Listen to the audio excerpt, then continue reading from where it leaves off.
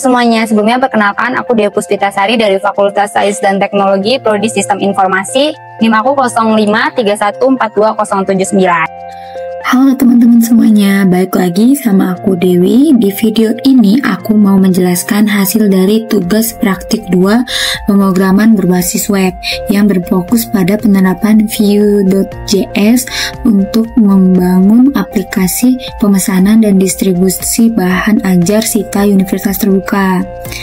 Tujuan utama dari tugas ini adalah supaya kita bisa menerapkan konsep data binding, conditional rendering, competition property, wechers, serta membuat form input interaktif dengan validasi sederhana. Oke, ini tugasnya ya, atau soalnya. Sekarang aku langsung buka ke sebelumnya aku sudah buat terkait file atau codingan atau programnya ya, karena kalau andaikan aku buat sekarang atau buat sambil video itu bakal makan waktu banyak banget, jadi untuk memangkas waktu jadi aku langsung jelasin aja di sini.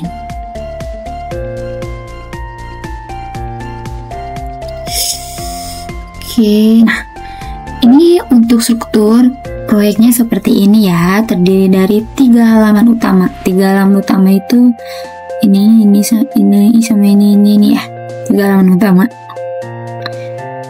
Ada indeks HTML, lalu ada stok HTML dan tracking HTML. Jadi dari 3 halaman utama itu ini ya, dengan folder CSS dan JavaScript yang berisi semua logika view dan stylenya. Di sini aku untuk stylenya di CSS, terus JavaScriptnya juga sudah. Aku pakai pendekatan modular di setiap bagian. Aku pakai pendekatan modular di mana setiap bagian punya file terpisah. File data bahan ajar, sini data bahan ajar, isinya data dummy untuk stok dan paket bahan ajar. Lalu stok app JavaScript ini untuk logika stok dan tracking app JavaScript, untuk logika DO atau delivery order. Vue.js-nya aku ambil dari CDN, jadi nggak perlu setup build tools lagi, cukup include di HTML-nya aja. Sekarang kita langsung coba run ya.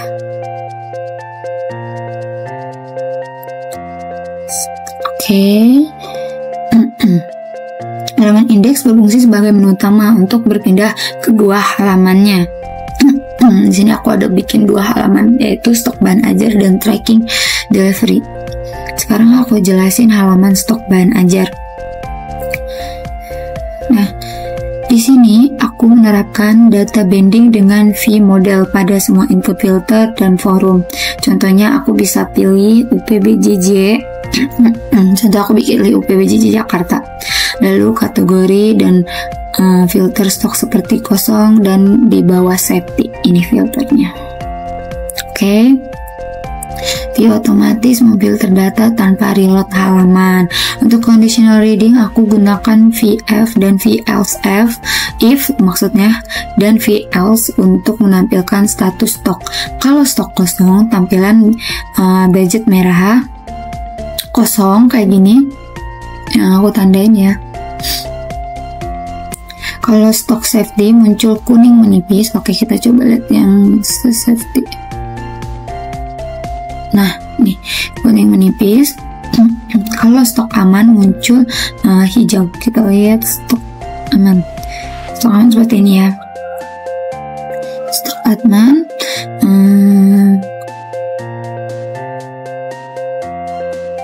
Kita lihat di sini. Selain itu aku juga menambahkan dependent option, jadi kategori bisa diatur agar hanya muncul setelah memilih UPBJJ. Oke, bisa direset juga. Fungsinya aku kelola lewat reactive, property, dependent kategori, dan wager selective UPBJJ yang otomatis reset kategori.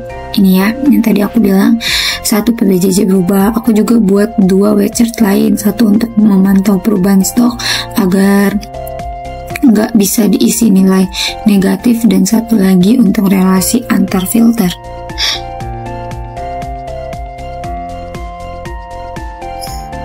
Oke, di bawahnya ada tabel stok. Tabel stok mana sih tabel stok? Ini. Yang di-reader pakai V4 untuk looping data dari data bahan ajar. Untuk bagian tambah atau edit, nih, ini edit, ini tambah. Oke. Aku pakai form dengan validasi sederhana. Jadi kalau kode atau judul belum diisi, muncul alert peringatan saat data ditambahkan, atau di bawah view langsung update tampilan secara real time.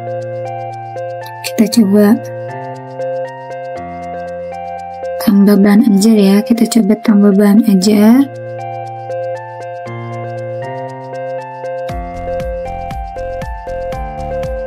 Ini isi. Langsung tambahin coba ya. Nah, mau lengkapi data. Oke. Contoh apa ya? DD 333.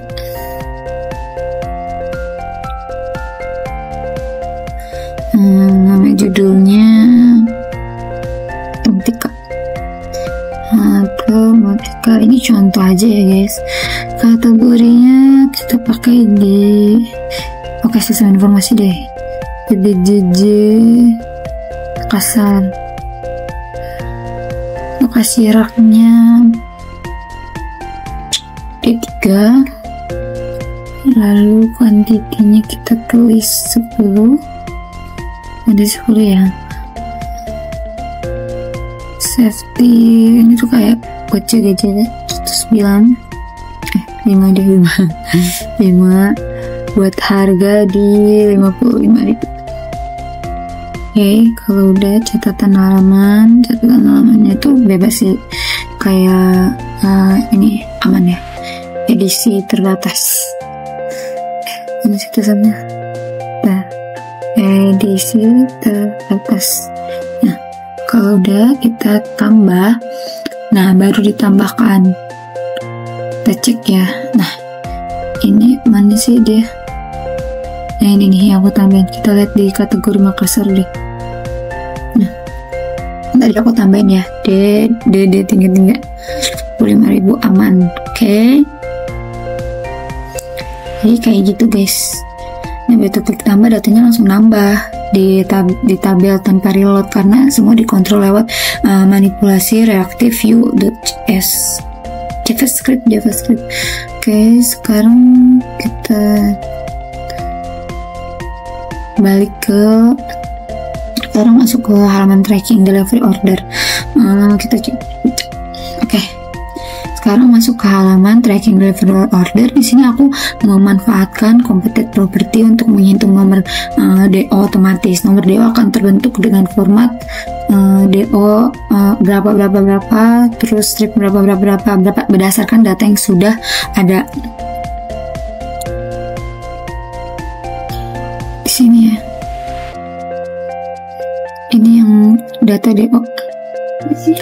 Oke. Nih, nomor DO kayak gini atau kayak gini. Misalnya sekarang muncul DO 2025-002, artinya nomor sebelumnya sudah ada nih, yang ini. Dan view langsung menghitung urutan berikutnya tanpa kita isi manual. Jadi dia udah langsung, nanti kalau aku masukin DO baru, langsung masuk ke kode yang 002, terus nanti lanjut 003 gitu seterusnya. Lalu bagian paket bahan ajar aku buat menggunakan drop point view model dengan detail isi paket yang muncul otomatis di bawahnya. Nah ini dia. Terus saat pilih paket, harga total juga ikut berubah karena terhubung ke compact here. Pilih paket, kita pilih paketnya.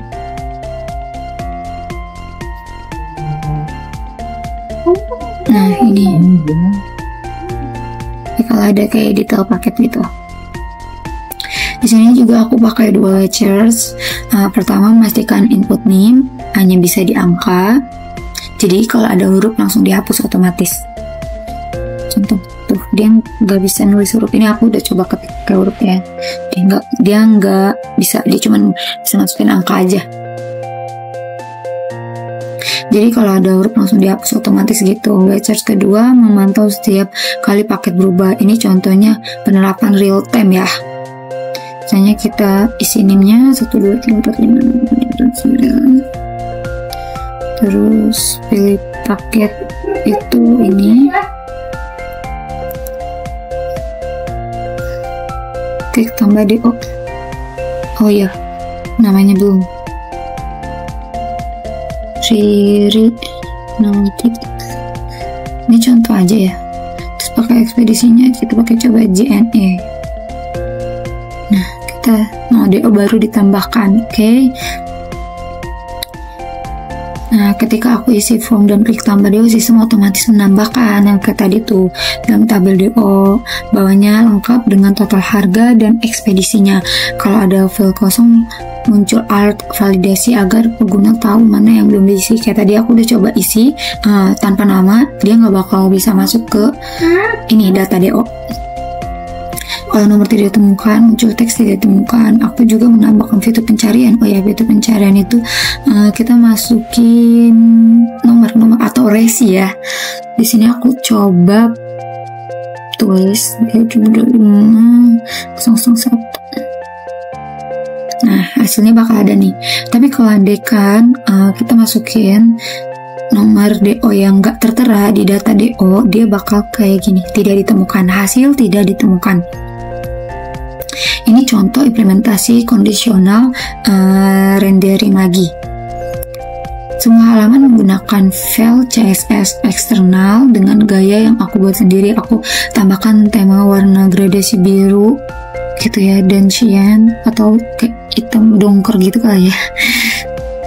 Serta efek transparan supaya tampilannya lebih menarik, terus tapi tetap ringan. Saya itu struktur proyeknya sudah sesuai dengan prinsip modulisasi view sederhana, di mana setiap fungsi ada file terpisah sehingga mudah dikembangkan nantinya ya, ya file CSS. Oke.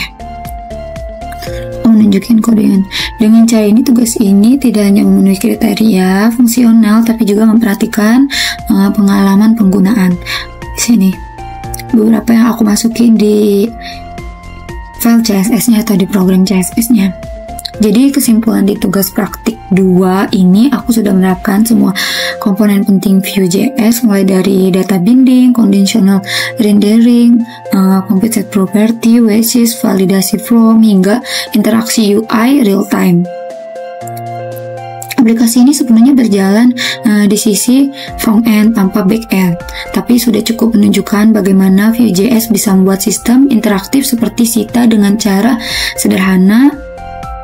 Itu tadi penjelasan dari aku, semoga bermanfaat. Terima kasih yang sudah menonton. Bye-bye.